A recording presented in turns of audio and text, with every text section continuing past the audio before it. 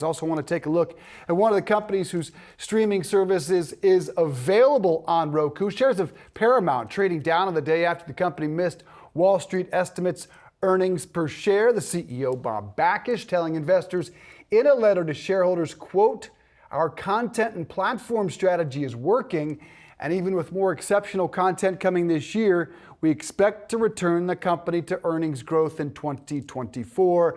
Content is very, very expensive, and it is just a loser for a lot of the streamers at this point." Yeah, it certainly is a loser. I think the street's very concerned just about what those numbers are going to look like. Streaming profitability, clearly a huge question mark here for Paramount as we look ahead to what those numbers, what those losses could potentially be this year. It's a very, very tough balance, right? They're looking to expand their streaming services, also licensing its content. We talk about the fact that this whole landscape, media landscape, certainly has changed, will continue to change. Streaming, obviously, the future there, and up against some tough competition. Talk about Disney, their numbers recently, Netflix, certainly no shortage of streamers out there. So they are up against that competition. That's why content spend and content that they are putting out on these platforms is so critical in this type of environment. Subscriber numbers, one of the highlights of the quarter, was actually pretty good. They do remain on track to hit some of their goals over the next year or two, but it's all about the losses, all about what they're spending right now, and that is what the street is certainly focused on. 56 million subscribers, I think, where they came in subscription growth, up 48%, a pretty solid number. How sticky is that content? They have succeeded with Tulsa King,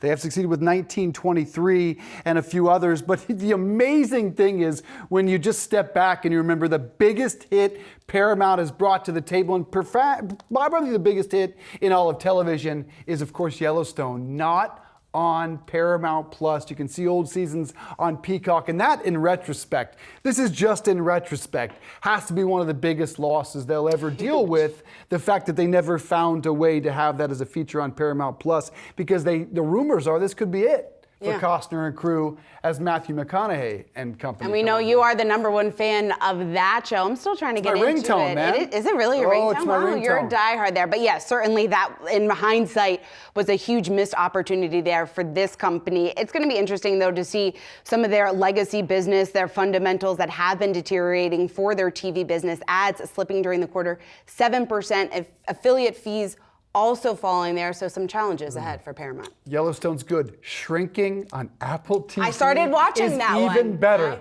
I started. It's even better. You hyped it up. Early, but I'm just saying.